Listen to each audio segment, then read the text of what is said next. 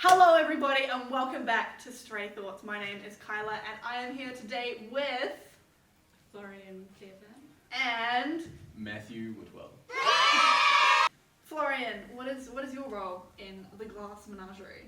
I'm the real director. Amazing. And Matthew, what is your role in the Glass Menagerie? I am the real director also. Are you sure about that? No, I am the fake director, Tom Wingfield. Yeah. Actor. Amazing. So you are acting in the play, but your role in the play is... The director. Amazing. That's not at all confusing. Yeah, come see the play.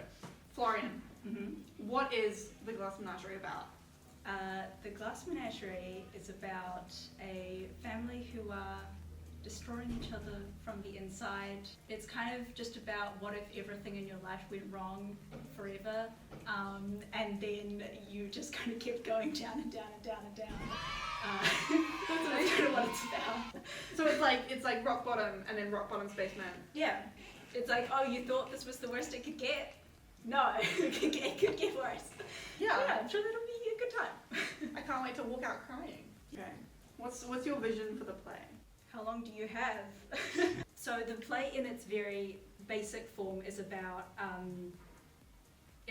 memory and it's about identity and isolation.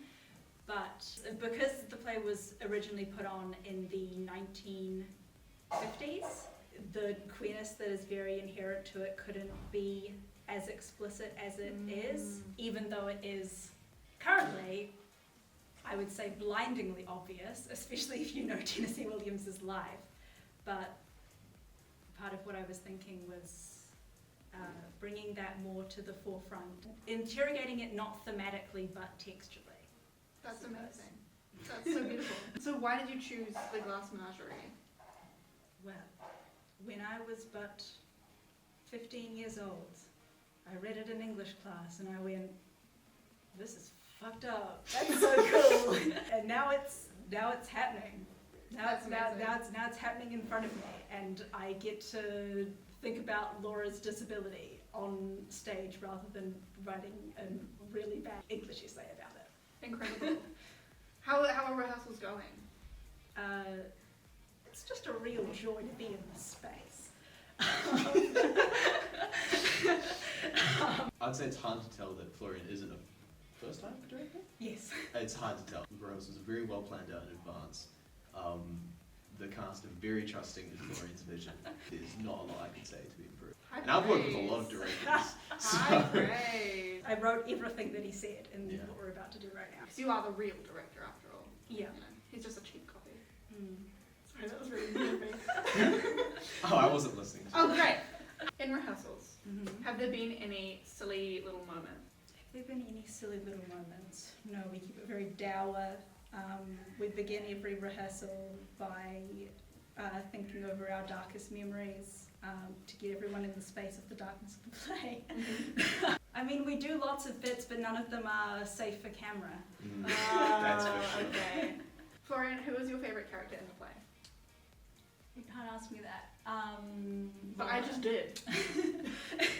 Well, Laura and Tom, but Laura's the most important. Tom is what I was going to name myself. I was going to name myself after Tom Wingfield, and then I kept meeting Toms in my real life. And once you've met a Tom, you can't change your name to Tom because then they'd be like, damn, you're kind of obsessed with me. It's like, you don't get it. I'm obsessed with Tennessee Williams. I thought you were going to say that the Toms you met were really horrible people and you didn't want to be associated with them. No, I mean that too, of course. Laura's like... She's a crux point for the main conflict within the play. And not that she causes the main conflict, it's all caused by motives around her, but she is definitely the focal point behind the scenes, more or less. When you're thinking about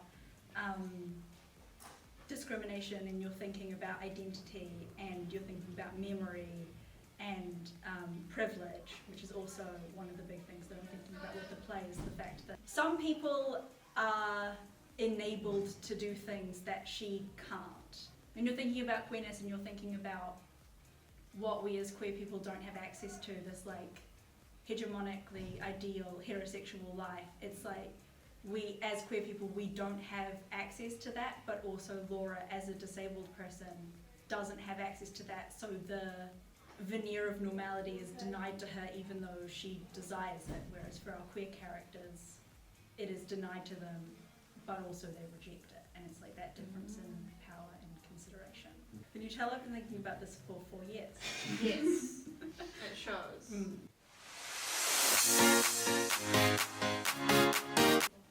that me? Where did you get this? I've had my identity stolen, and it's been put on a little stick. So while Florian's gone, we're going to play a little game of who's most likely to. Right. Awesome. So- Fantastic. So what's going to happen is I'm going to ask you a couple questions, Brilliant. and then you're going to hold up the face of who's most likely to.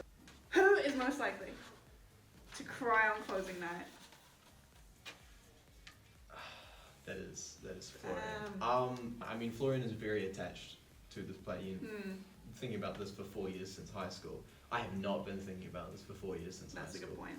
The real director will have a lot more attachment to the show. Also, it was their choice to do it. I also don't typically cry on closing nights, you know. I kind of just want to go home sometimes because it's been a long week. I've been loving it, and the casts are amazing, but my bed's really comfortable. So I don't really have the emotional energy to be crying on closing nights sometimes, which is why I'm picking Florian. Fair enough. Who is most likely to be late to rehearsal? Matthew is most likely to be late to rehearsal because Matthew in the past has been late to rehearsal. How many times? Only once or twice. So there was this one time that I was late to rehearsal, and I had been to one rehearsal in total with Glass Menagerie, and it was at Pitt Street, which is not our normal place. That was an exception to the rule. And I, in a flurry, my data wasn't working, and I was a little bit late, so I was already a bit flustered, and I get to the city, and I get to Princess Street, where I park every single time. Oh no, I'm gonna be late, because it's at Pitt Street, because we rehearsed this at Pitt Street. Oh, Matthew, you idiot! So, I drive all the way to Pitt Street in Auckland Central traffic, and then I get to Pitt Street, I knock on the door, I stand there, and I pace for maybe 10 minutes. I'm at the wrong place, aren't I? It wasn't at Pitt Street, and it was happening at the place that they always do it, in Auckland Uni. Oh, Matthew, idiot! So, I went back, and I caught a glimpse of Wi-Fi, and I saw a couple notifications asking where I was. And so I messaged back and said I'm on my way, and I'll explain everything later, which I did. Matthew was more likely to be late. Were they understanding of your situation? The Did they producers laugh? were very understanding, and they did laugh at me, but in a loving way, in a lovely, loving, not as humiliating as you'd think way. You know? Who is most likely to bring snacks to rehearsal? I did bring a cookie one time in my pocket, but I didn't share it with anyone, unfortunately, because it was in my pocket, and I felt weird tearing off bits of cookie from my pocket and handing it to people. Who is most likely to forget their script? I'd say myself. Not that it's likely for either of us. Going back to the thinking about it for 4 years, I don't think you'd forget it at home. Thank you so much for joining me today You're welcome. on Stray Thoughts, the podcast.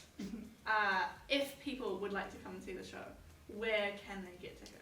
straytheatre.com No. at straytheatre.co No, I don't fucking know. It's Stray Theatre Company. straytheatrecompany.com/tickets. straytheatrecompany.com/tickets. Okay, if people would like to come and see the show, where can they get tickets? At straytheatrecompany.com/tickets online.